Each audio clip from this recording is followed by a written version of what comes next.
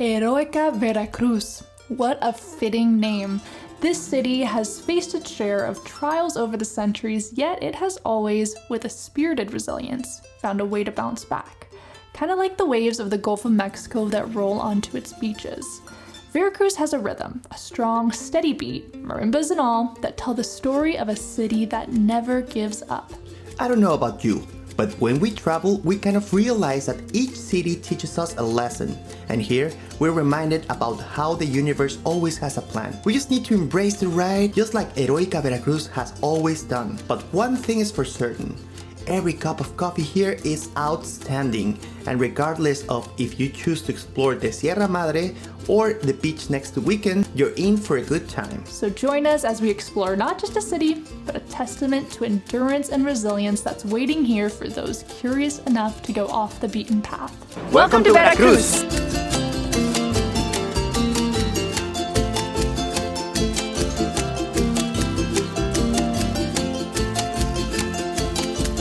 Mi amor, we're on state number 15, and this one is a good one. That's right, this is not only important for Mexico, it's also important for me personally, because my dad's side of the family comes from this state. Over the next 5 weeks, we're going to be exploring every corner of Veracruz because this is one of the most diverse states in Mexico. And our first stop today is in the Port of Veracruz. What better place to get started? That's right, this first activity, you cannot miss it. Let's go! Vámonos! Veracruz is a major port city located in the Gulf of Mexico in the eastern part of Mexico. It is the largest city in the state of Veracruz and serves as an important economic hub due to the strategic position for trade. Historically, Veracruz holds great significance as the site where Hernán Cortés first landed in Mexico in 1519, marking the start of the Spanish conquest and colonization in the Americas. The city was founded later that year, becoming the first Spanish settlement on the mainland of the Americas. Its position on the coast and its natural harbor made it a crucial point of contact between the old world and the new. Over the centuries, Veracruz has seen its share of historic events including pirate attacks, foreign invasions, and major revolutions. We'll get more into that later, but in the meantime, we're on the hunt for some of this famous Cafe Lechero we hear so much about.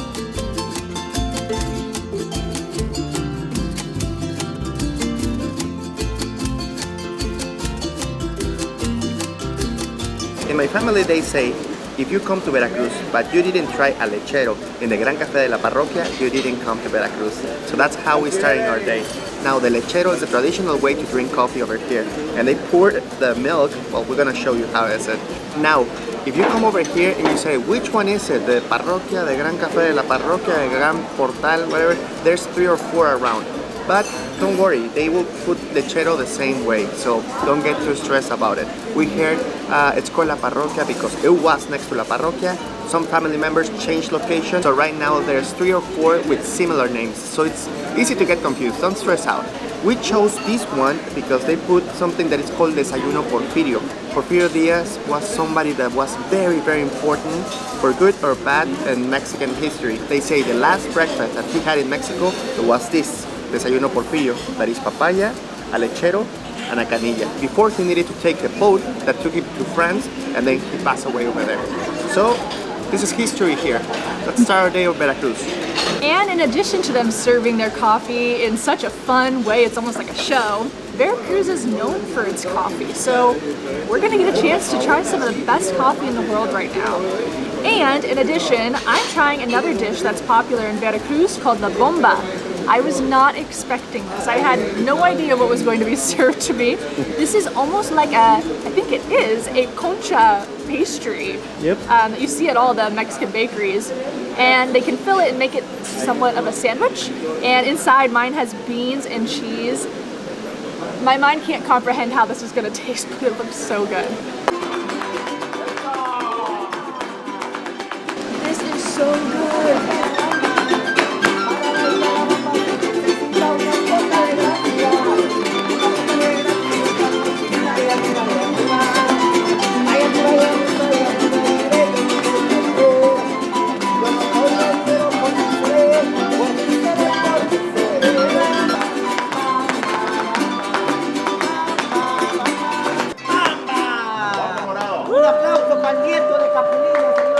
Wow, what a perfect morning. We're leaving the restaurant, we saw a band playing music, we just had an amazing cup of coffee, and now what sounds better than visiting a jail?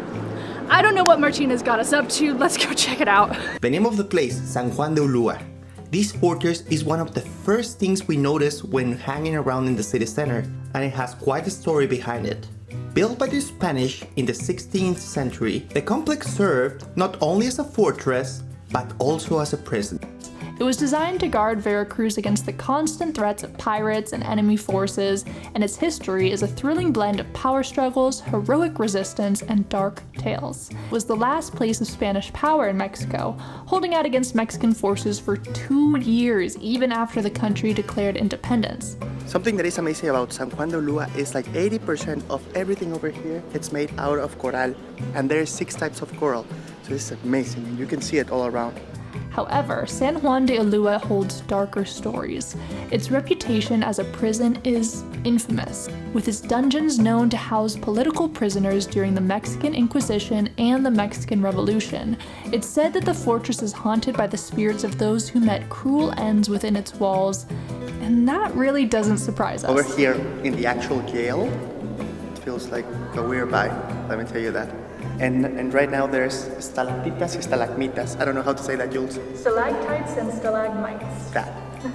At this point, we heard a rumbling noise, which turned out was just our stomach and not some ghost ready to give us a hard time.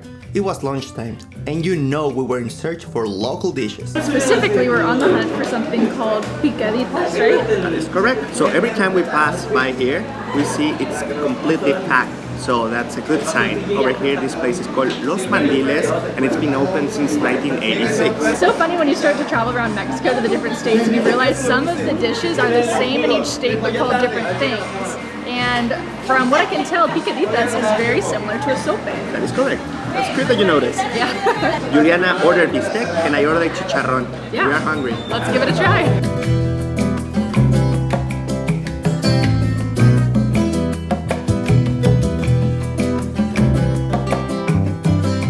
Super good, very flavorful, and like I mentioned, similar to a sope, but it is a little bigger, so you can't really eat it with your hand. You gotta use fork and knife. I forgot that in Veracruz they put a little bit more spicy than I'm used to. But it's very good. What a day we've had, and to think we actually need to go clock in for our 8-hour shift now. For the ones that are new in the channel, if you don't know it, we are not full-time YouTubers. We have our regular jobs and we do this for fun. Yeah, so we're gonna get to work. Actually, these next few days are just gonna be focused on working, and we'll catch you guys on the weekend when we're out having a little bit more fun. Yes.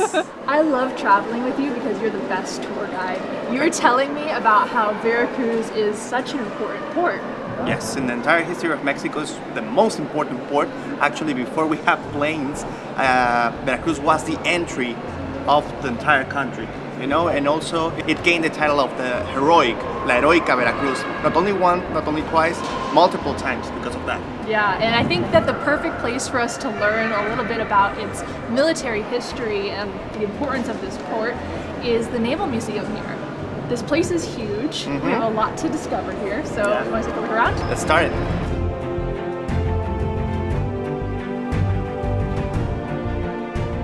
Now, Veracruz isn't just your average port city. It's been Mexico's front door to the world. Over the centuries, it's welcomed all sorts of folks, traders, immigrants, and explorers from different cultures, all bringing their own flavors to this country.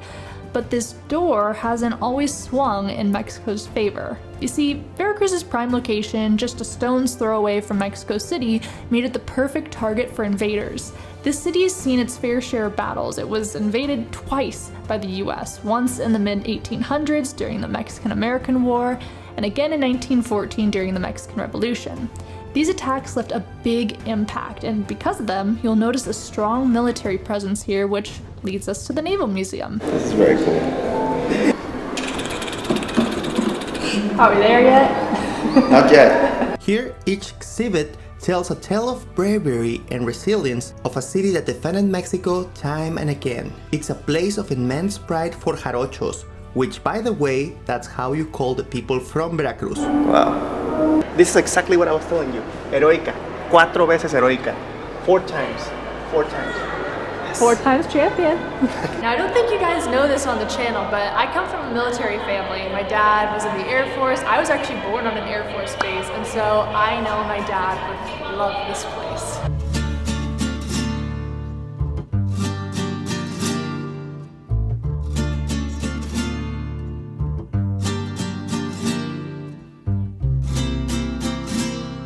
It's so funny how you can imagine what a place is gonna be like, and then you come and it's totally different than what you imagined. I feel like with the past few states we've been visiting, they all look so completely different. We were just talking about this as we were walking, that here, specifically in the city center, you really feel how much of an important naval port this was. It's something about the architecture and the fact that there's these huge ships here in the port. So cool, I definitely didn't expect that.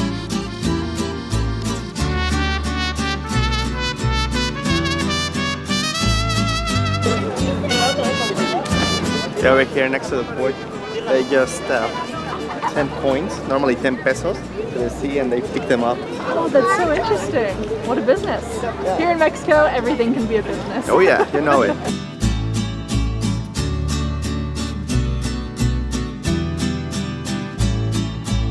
Martin, tell us where we are now. We're in the Zocalo, we're in the heart of the city. And it's beautiful, it's full of life because it's a Sunday.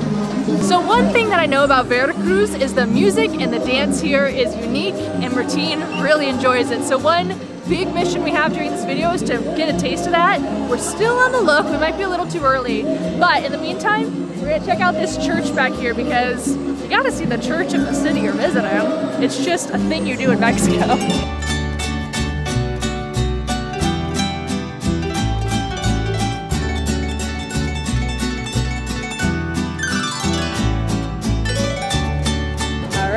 The aquatic adventures continue. Our next spot is the Veracruz Aquarium, and funny enough, it's the first time I've gone to an aquarium in Mexico. All right, I was about to say, I don't think so.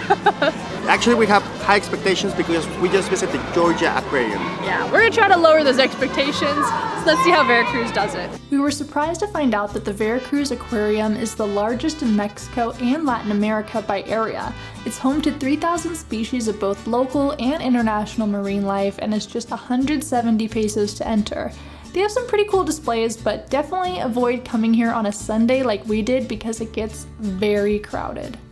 But we didn't mind the crowds. We wanted to stay inside as long as possible because outside a storm was a-brewing.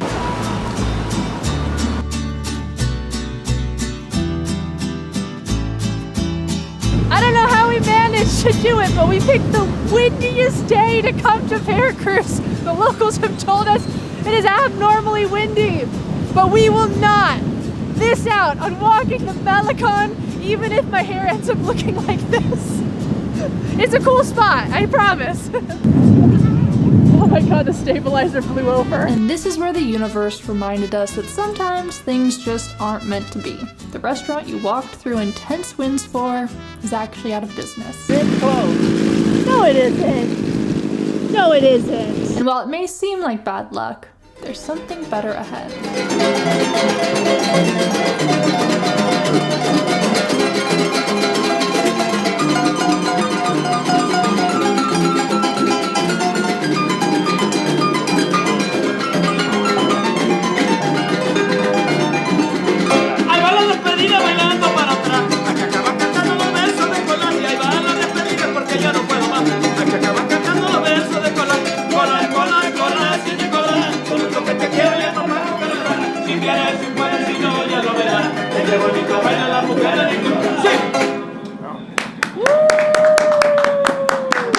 Of course, Veracruz being a port, there's very good seafood over here.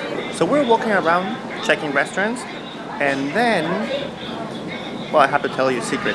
Whenever I'm outside of Mexico for a long period of time, I get nostalgic. And then during the night, I hear songs, normally huapangos from Veracruz. And I see this guy playing in YouTube a couple of times, and he's one of the best. So whenever I enter over here, I saw him over there, I freak out. I said, we have to eat over here, Juliana. It's not that maybe it doesn't have good food, this restaurant, but that was the catch, that was the hook. So of course, we asked him to play a couple of songs for us. Time to eat. And we have to try some of the famous dishes of Veracruz. This is arroz a la tumbada. This is very famous, and I cannot wait to try it. Look at this presentation. Amazing. You know, it kind of reminds me of paella. Oh yeah. It's a little similar. Veracruz has a lot of influence in Spain. Spanish ports, especially.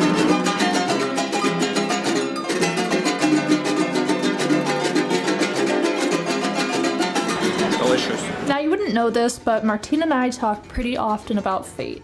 The way we met in 2016 made us true believers in the way the universe so often has a plan.